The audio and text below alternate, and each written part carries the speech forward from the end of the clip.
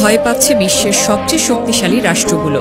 America, Israel, এমনকি ইউরোপের অনেক দেশও এখন তেহরানকে নিয়ে গভীর চিন্তায় পড়েছে।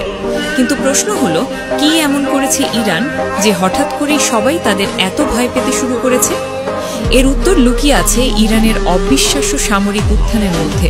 পশ্চিমা নিষেধাজ্ঞার বেড়াজালে থেকেও তারা নীরবে নিভৃতে নিজেদের এমন এক পর্যায়ে নিয়ে গেছে যা কখনো কেউ কল্পনাও করতে পারেনি। তারা এখন নিজেদের দেশেই তৈরি করছে অত্যাধুনিক যুদ্ধ বিমান, ড্রোন, ক্ষেপণাস্ত্র, সাবমেরিন, এমনকি সাইবার যুদ্ধের মতো অদৃশ্য সব অস্ত্র।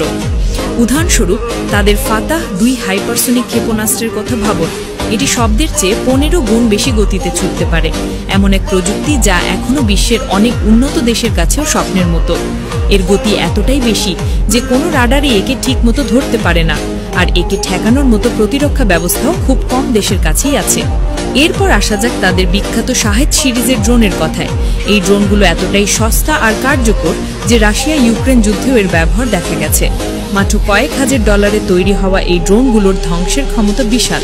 আর ইরানের ব্যালিস্টিক মিসাইল পরিকল্পনা তো এমন এক পর্যায়ে পৌঁছেছে যা শুধু মধ্যপ্রাচ্য নয়, পুরো ইউরোপকেও কাঁপিয়ে দেওয়ার জন্য যথেষ্ট। খাইবার নিমাদের মতো ক্ষেপণাস্ত্রগুলো 2000 কিলোমিটারেরও বেশি দূরের লক্ষ্যবস্তুতে আঘাত হানতে পারে। ইরানের সবচেয়ে বড় শক্তি হলো তারা বাইরের দেশের উপর নির্ভর করে না। পশ্চিমা বিশ্ব যখন একের পর এক নিষেধাজ্ঞা দিয়ে তাদের বেঁধে ফেলার চেষ্টা করেছে, ইরান তখন সেই সময়টাকেই কাজে লাগিয়েছে নিজেদের প্রযুক্তিকে আর উন্নত করার জন্য। তবে সবার চিন্তার মূল কারণ হলো ইরানের পারমাণবিক কর্মসূচি। যদিও ইরান বারবার বলে আসছে তারা পারমাণবিক অস্ত্র বানাবে না, কিন্তু গোয়েন্দা তথ্য বলছে তারা এখন এতটাই এগিয়ে গেছে যে চাইলে মাত্র 3-4 মাসের মধ্যে তারা পারমাণবিক বোমা বানিয়ে ফেলতে সক্ষম। খোদ ইসরায়েলের প্রতিরক্ষা প্রধানও একবার স্বীকার করেছিলেন ইরান বোমা বানানোর থেকে মাত্র এক ধাপ দূরে। আর ইরান এখন শুধু কথাই নয়, কাজেও এর জবাব দিচ্ছে। ইসরায়েল যখন গাজায় হামলা চালাচ্ছে, ইরান তখন ইয়েমেনের হুথিদের দিয়ে লোহিত সাগরে আমেরিকান জাহাজে হামলা করাচ্ছে।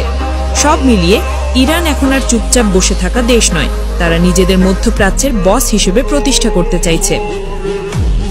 একসময় আমেরিকা বা ইসরায়েল হয়তো ভাবত একটা ছোটখাটো হামলা চালালেই ইরান চুপসে যাবে, কিন্তু এখন তারাই ভাবছে যদি ইরান পাল্টা জবাব দেয় তখন কি হবে।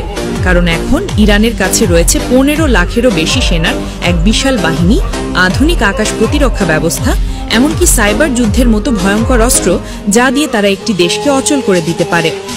ইরানকে উস্কানি দেওয়া মানেই এখন পুরো মধ্যপ্রাচ্যকে এক ভয়াবহ যুদ্ধের দিকে ঠেলে দেওয়া। আর এই কঠিন সত্যটাই এখন আমেরিকা আর ইসরায়েলের রাতের ঘুম হারাম করে দিয়েছে।